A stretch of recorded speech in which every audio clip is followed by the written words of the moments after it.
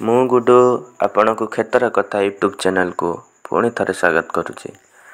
ଆଜି ଆମେ ଜାଣିବା ଆମ ଧାନ ଫସଲରେ ଯଦି ଆମେ ବହୁତ ଗୁଡ଼ାଏ ପିଲା ଆଣିବାକୁ ଚାହୁଁଛେ ତାହେଲେ କି ପନ୍ଥା ଆପଣେଇବା, ଯାହାଫଳରେ କି ଆମର ଧାନ ଗୁଡ଼ିକ ବହୁତ ହେଲ୍ଦି ଆଉ ପିଲା ମଧ୍ୟ 30 ଉପରେ ଆସିବାକୁ ଚେଷ୍ଟା କରିବା।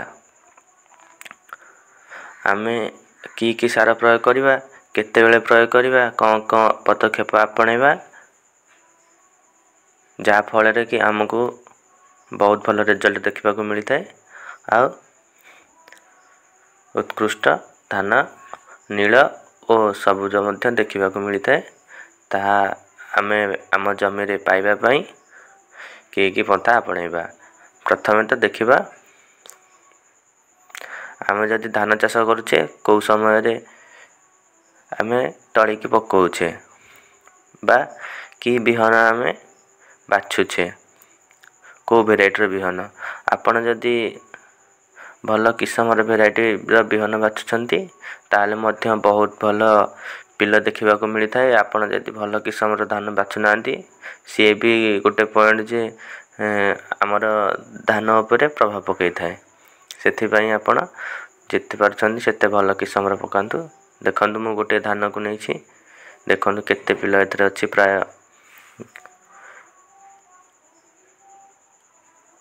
ପ୍ରାୟ 40 ପାଖାପାଖି ପିଲ ଏଥିରେ ଅଛି। ଗଣନ୍ତୁ, ଦେଖିବେ।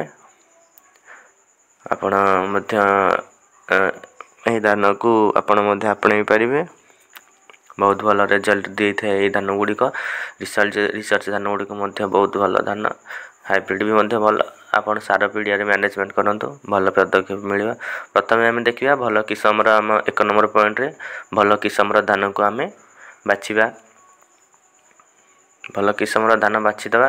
ତାପରେ ଆପଣ 2 ନମ୍ବର ପଏଣ୍ଟରେ ଆମେ ଜାଣିବା ଯେ ଯଦି ଆମେ ବଡ଼ ଧାନ ଲଗାଉଛେ, ଯେଉଁଗୁଡ଼ାକି 140 ଦିନ, 145 ଦିନ, 150 ଦିନ, 155 ଦିନ ବା 135 ଦିନ, ଏମିତି ଯେଉଁ ଧାନ ଗୁଡ଼ିକ, ସେଗୁଡ଼ାକ ଆମେ ଚେଷ୍ଟା କରିବା ଯେ ଆମେ 20ରୁ 25 ଦିନ ଭିତରେ ରହିବା ପାଇଁ, କିମ୍ବା ଅତି ବେଶୀ ହେଲେ 28 ଦିନ ଭିତରେ ରହିବା ପାଇଁ। ଆଉ ଯେଉଁଗୁଡ଼ିକ ଟିକେ ଛୋଟ ଧାନ, ସେଗୁଡ଼ିକୁ ଆମେ 17ରୁ 22 ଦିନ ଭିତରେ ରହିବା ପାଇଁ ଆମେ ଚେଷ୍ଟା କରିବା। ଯାହାଫଳରେ କି ପିଲ ସଂଖ୍ୟା ଆମକୁ ଦେଖିବାକୁ ଭଲ ଆସିବ। ଦେଖିବେ, ଗୋଟେ ଧାନ ଜଲ୍ଦି ରହିବେ ଆଉ ଗୋଟେ ଧାନ ଡେରି କରିକି ଟିକେ ରହିବେ। ଦେଖିବେ ଯେଉଁଟା ଜଲ୍ଦି ରୁଆଇଥିବ ସେଇ ଧାନଟା ପିଲ ବହୁତ ଭଲ ଆସିବ। ତାପରେ 3 ନମ୍ବର ପଏଣ୍ଟରେ ଆମେ ଜାଣିବା ଯେ ଆମର ଯଦି ଆମେ ଧାନ ରୋଉଛେ ତାହେଲେ ଆମର ବହୁତ ପାଖାପାଖି ଧାନ ରୋଇବା ନାହିଁ, ଯାହାଫଳରେ କି ଧାନ ଉପରେ ପ୍ରଭାବ ପଡ଼ିଥାଏ। ଯେତିକି ସମ୍ଭବ ତା ଦୂର ସେତିକି ଅନୁସାରେ ଆମେ ରହିବା। ବେଶୀ ଲଗାଲଗି କରିକି ରହିବା ନାହିଁ କି ବେଶୀ ଛଡ଼ାଛଡ଼ି କରିକି ରହିବା ନାହିଁ। ତାର ଯେତିକି ଅଛି ଲେନ୍ଥଟା, ସେତିକି ଆମେ ବ୍ୟବଧାନରେ ରହିଲେ ଭଲ ହେବ। ସେ ବି ମଧ୍ୟ ପ୍ରଭାବ ପକାଇଥାଏ ଧାନରେ ପିଲ ଆସିବା ପାଇଁ। ବେଶୀ ଲଗାଲଗି କରିଦେଲେ ବେଶୀ ଭଲ ପିଲ ଆସିବ ନାହିଁ। ବହୁତ ଛଡ଼ାଛଡ଼ି ହୋଇଗଲେ ପିଲ ଆସିଲେ ବହୁତ ଫାଙ୍କା ଜଣାପଡ଼ିବ। ସେଥିପାଇଁ ଯେତିକି ଦରକାର ସେତିକି ରହିବା।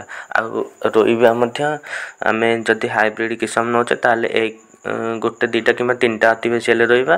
ଆଉ ଯଦି ନାହିଁ ରିସର୍ଚ୍ଚ ନେଉଛେ ତାହେଲେ 4ରୁ ଅତି ବେଶୀ 4ରୁ 5ଟି ଲେଖେ ରହିବା। ଆଉ ତାଠାରୁ ଅଧିକରୁ କେବେ ହେଲେ ରହିବା ନାହିଁ।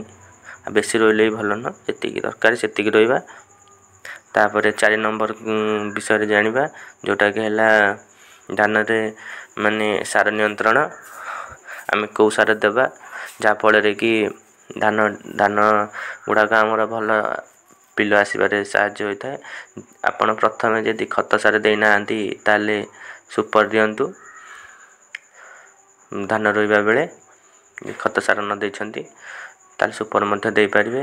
ଆଉ ପିଲ ସାର ହିସାବରେ ଆମେ ନାଇଟ୍ରୋଜେନ ମୁଖ୍ୟତଃ ଧାନ ଫସଲରେ ଆବଶ୍ୟକ। ବହୁତ ନାଇଟ୍ରୋଜେନ, ଫସଫରସ୍ ଏଗୁଡ଼ାକ ବହୁତ ଆପଣଙ୍କୁ ସାହାଯ୍ୟ କରିଥାଏ ଧାନକୁ ପିଲ ଆସିବାରେ। ଆଉ ତା ବ୍ୟତୀତ ଆମେ ସି ୟୁଡ୍ ନେଇପାରିବା, ଜିଙ୍କ ସଲଫେଟ୍ ନେଇପାରିବା, तापर ह्यूमिक एसिड नहीं पारिबा जोगुड़ा कि माने धान रे पिला आसबारे बहुत भल ये हो पारे आपण एगुड़ा जिंक नहीं पारती कि ह्यूमिक एसिड नहीं पारती दुईटी भितर किसी गोटे प्रयोग करंतु जहाँ फल पिला आपन को बहुत भल देखा मिल आउ चेर मध्य भल स्ट्रंग हम आपण ये दुईटी सारा विषय भितर किसी नियंतु ता व्यतीत आम मैग्नेशियम कैल्शियम फॉस्फोरस अनेक गुड़े सारा आसूची पोटास आपड़ सब सारा को मिसेक प्रयोग करेंगे ता छड़ा यही दुईटी ह्यूमिक एसिड किंबा जिंक ये दुईटी को मिसेक व्यवहार करेंगे कस्ट किंतु टी अधिक आसो से भावुँ गोटे करतु देखा रिजल्ट कौन केमती आसूची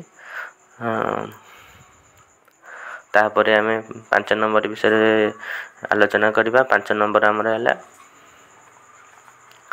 धान रे आमर जोगुड़ा घास गुड़ा हो जाऊँगी से गुड़ा को आम जल्दी बाछि नेबा कहीं आम जमी जी भी आम सार प्रयोग कले अल्प बेसी हो जी भी आम सार प्रयोग कले से गुड़ा जो घास गुड़ा थाए से गुड़े को माने आमर धानर सार सब जाक सी संग्रह करें गुड़ाए बहुत परिमाण सार आमर नहीं जाए सी आलोक श्लेषण प्रक्रिया बाधा देता है कहीं घास गुड़ी बड़ बड़ हो जाए जहाँफल कि धान गचर आलोक श्लेषण प्रक्रिया को बाधा घटी थाए खाद्य प्रयोग कर पारि न थाए भलरे धान गछ गुड़ी को सार भी भल भाव पाई पारि न थाए आपण से जिते जल्दी पार्टी जदि गछ गुड़ी को 4 ରୁ 5 पत्र हो जाए कि आउटे बड़ हो जाए ताले लोक लगे आप बाछि पारे कि घास मरा प्रयोग करें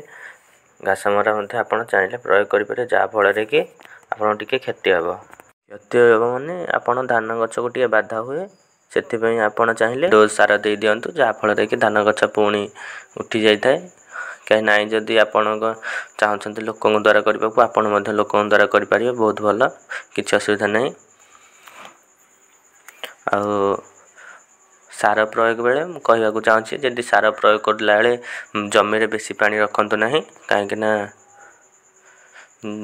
जमी रे पानी गुड़िक भिजी जाए भिजी तले सार गुड़ा पड़ जाए गछ सेटा संग्रह कर पारि न थाए आपण 1 ରୁ 2 इंच पानी जिते बेले आपण जमी अच्छी सेते जमी सार प्रयोग कर दिंतु बेसी पानी रहिले भल नुहे कि निका पानी न रहिले भल नुहे अल्प अल्प पानी जिते बेले अच्छी सार सेते बेले प्रयोग करूँ गछ मूल को जाए भिजबार साहाय्य होता है यापर आम जाना माने गच्छरे जदि आपण जमी बेसी जमी केबे फुल करके पानी रखतु ना गच्छरे प्रभाव पड़ता है आपड़ जिते चाहिए माने कम कम पानी जो जगार पानी सुविधा अच्छे सेठारे पानी की छाड़ी दिंतु पुणी थे भरतु एमती करूँ गच्छरे पिल्ला संख्या बढ़ गछ वृद्धि हे बहुत जल्दी आपण माने पानी की छाड़तु रखतु यहीपरि भाव करूँ आपन बहुत बहुत भल रिजल्ट मिल आप निजे देखिए माने पानी जमा हो रही जगह आमती निष्कासित होता बंधा होमती पानी देखिए कौटार अधिक भल रिजल्ट मिलूँ कमेंट करके देखिए कौटार भल रिजल्ट मिलूँ कमेंट माध्यम जनइबे यहीपरि नुआ नुआ वीडियो देखापी आम चैनल को सब्सक्राइब करंतु आम चैनल सहित जोड़ी रुहतु आउ को वीडियो आने को चाहते कमेंट माध्यम जनातु मु चाहूँगी कि सब वीडियो आने चेष्टा करी आपण को ऊपर दरकार आपण कहतु मो चैनल को लाइक करंतु रहुछि जय जगन्नाथ शेष पर्यंत वीडियो देखि आपण मानक बहुत बहुत धन्यवाद।